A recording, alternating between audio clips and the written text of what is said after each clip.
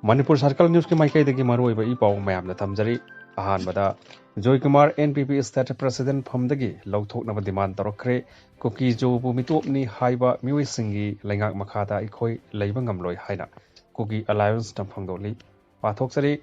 NPP Manipur Unit ki President oiriba hanagi Manipur gi DCP yumnam Joy Kumar na phangdokiba wafam Kuki jo miam gi mayokta phong na singnabani haina Maral Siraduna Kuki Alliance for Nampi Awakening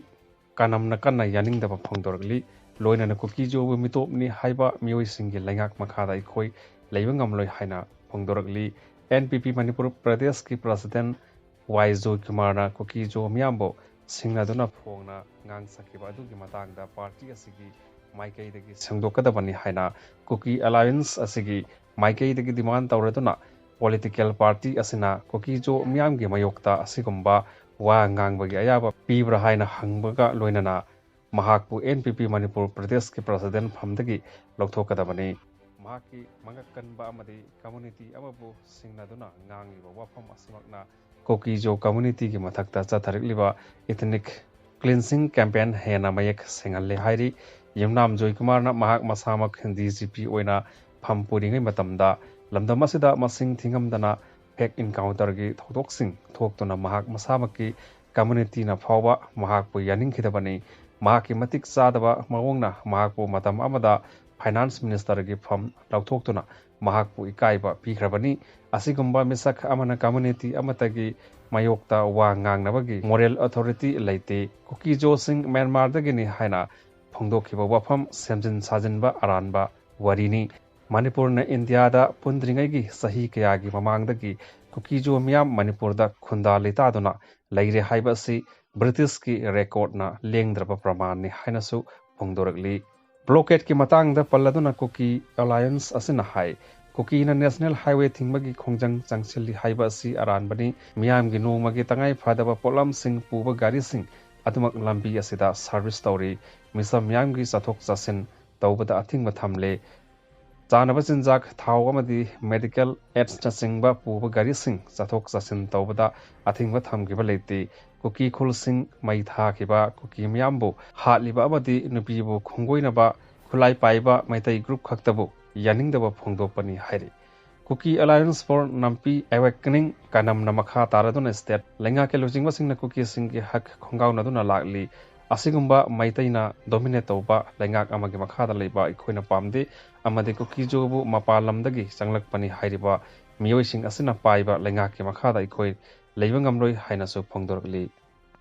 MISN Kuki jo group singa ngarang Chorchampurda wari sanakrabasu lambi sing adumak thingli highway thingmagi khongjang handoknabagi matangda Ministry of Home Affairs ke mihut kangbu ama laktuna ngarang Chorchampurda Kuki jo purup singi lusingba singa Wari Sanakrabasu Surachanpur Amasung Kangpok Pida National Highway Thingbagi Khongjangdi Makhata na Chathari Presna Phangba Pau the Minister of Home Affairs ki Advisor North East AK Mrisana Lusingba Mihut Kangbu Ama Laktu Nangarang Kukijo Group Singa Wari Sanakibani Pre Movement gi Mayukta Lusingduna Khongjang Changchaliba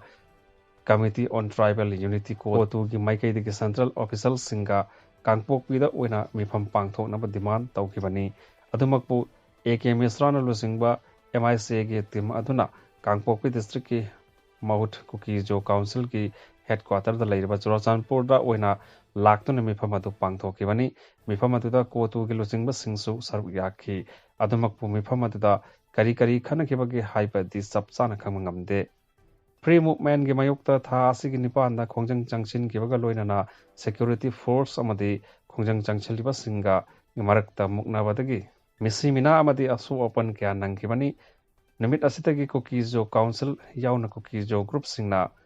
Kuki taba mafam singda matam kaktana total shutdown gi khongjang changsilakibani Kuki jo singi sapchaba political solution ama laktriba phawba national highway da chathariba thingba asi adumak makha chathagi gani haina Kuki jo group singi maikai dagi phongdorpaga loinana numit aduda laikhitaba lalgau thang singsit ki hakchang ngasi phawba mirol chandana lairibani tha asigi nipandagi lambi thingbagi akanba khongjang changsilakpagi nongmagi tangai phadaba potlam sing puba gari sing highway sing da ꯆꯪꯂꯛꯄ ꯉꯝꯗꯅ ꯄꯟꯗꯨꯅ ꯂꯩꯔꯤꯕꯅꯤ ꯑꯁꯤꯒꯨꯝꯕ ꯐꯤꯚꯝ ꯑꯃ ꯂꯥꯛꯂꯤꯕ ꯑꯁꯤꯒꯤ ꯃꯇꯥꯡꯗ ꯀꯨꯀꯤꯖꯣ ꯐꯨꯔꯨꯞꯁꯤꯡꯒ ꯋꯥꯔꯤ ꯁꯥꯟꯅꯗꯨꯅ ꯌꯥꯅꯕ ꯑꯃ ꯄꯨꯔꯛꯅꯕ ꯃꯤꯅꯤꯁꯇ꯭ꯔꯤ ꯑꯣꯐ ꯍꯣꯝ ꯑꯦꯐꯤꯌꯔꯁꯀꯤ ꯃꯤꯍꯨꯠ ꯀꯥꯡꯕꯨ ꯑꯗꯨ ꯂꯥꯛꯈꯤꯕꯅꯤ ꯍꯥꯏꯔꯤ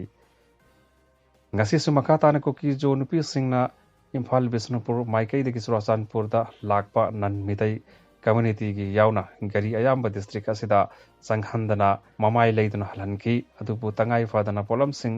maru oina sing alu LPG na singba polamsing purakpa gari singdi